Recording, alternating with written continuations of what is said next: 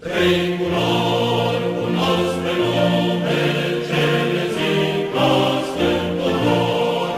Sunt culori cu negre nume, amintiri de-un drag popor.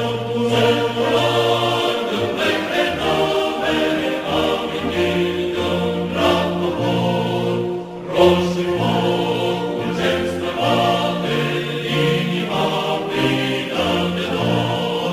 Pentru sfânta libertate și la patriei amor. Pentru sfânta libertate și la patriei amor. Aurim ca mândru soare, viva nostru viitor.